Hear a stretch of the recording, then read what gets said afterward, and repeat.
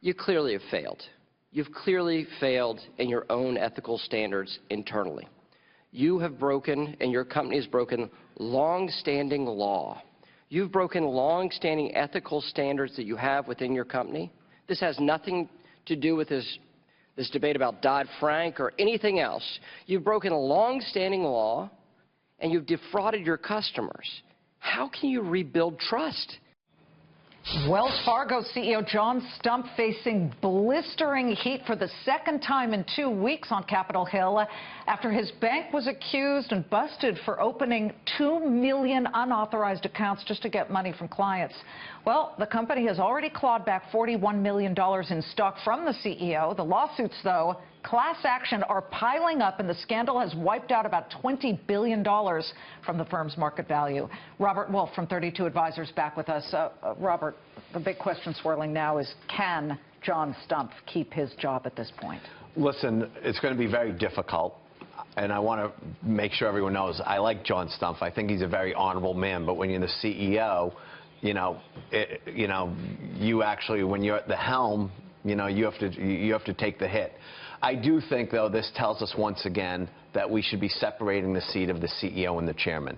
Okay? And I think it's very important because the board is going to be the decision maker. How would that have helped in this case, Robert? I think right now, it would not have changed anything of the wrongdoing. But right now, there's a whole debate on should he step down, should he not, should there be a clawback. And when you're the chairman of the board, okay, and you recuse yourself, okay, there's a bit of a scramble at the board how it then works. You're saying the corporate governance would be improved by the separation of powers. I agree with that. I think, and a lot of the firms have the separation of powers, especially a lot of the foreign firms have it, and I think it makes sense. You have the situation at Wells Fargo, the situation at Deutsche Bank. Is this auguring for a case that these banks should be separated and broken up at this point? Listen, pursuant to things like Kashkari saying? I am not for going back to Glass-Steagall. You can't put that genie back in the box. I think we're kidding ourselves. I do think that the American banks, okay, are capable of giving advice and taking deposits. I think that when you look at the whole loan business, it's a very integral business to both the small business and the large business. So I'm not for going back there, although I do think that we have to be very careful that our ethics are beyond reproach at banks and we keep on stumbling. Well, look at how much has been knocked off the market cap for the investing audience watching right now. How can you foresee something like that?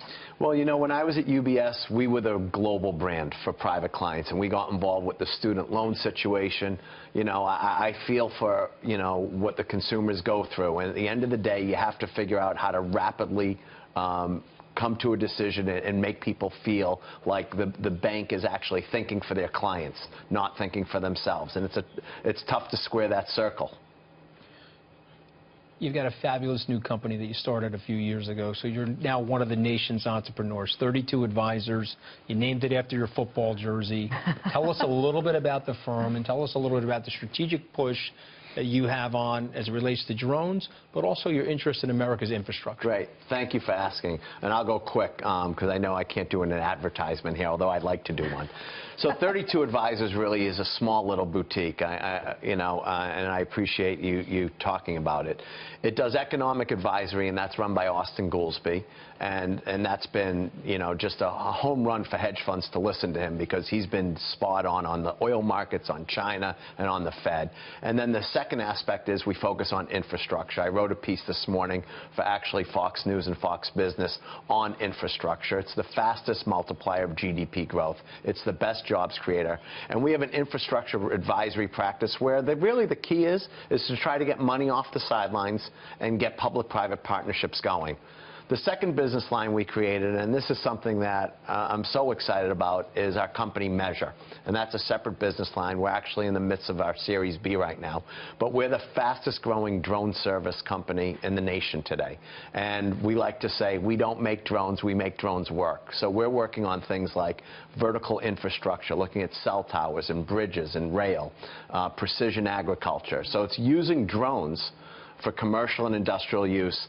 And the most important thing that we love that we're doing, and Anthony's been incredible to the veteran community, is most of our pilots are veterans. Our chief pilot is former Coast Guard, okay, and our chief of operations is former Army. We have a dozen pilots that are all military, and so we're very excited. This is just a whole new opportunity for veterans. When you look at the opportunity for growth, this is one of the fastest growing sectors of the nation. Are you worried, though, that government regulation might choke off the oxygen for it? So we don't mind government regulation on this because we're looking to be the gold standard for service providers. So we want to be safe, secure, insured, permitted, and well capitalized. So when the large Fortune 100 companies think about who do they want to use for drone service and imagery, okay, they think of us. So we're okay with that bet. But this is your third year in business on your own. Is that correct? I left UBS at the end of August, and then I launched February 2013. So yeah, about tell us a year. little bit about the difference of being an entrepreneur versus being the president of an investment bank. Yeah. Listen, when you're at UBS and before that Salomon Brothers, you have incredible resources right by your side. I mean, you can leverage great research and you have balance sheet.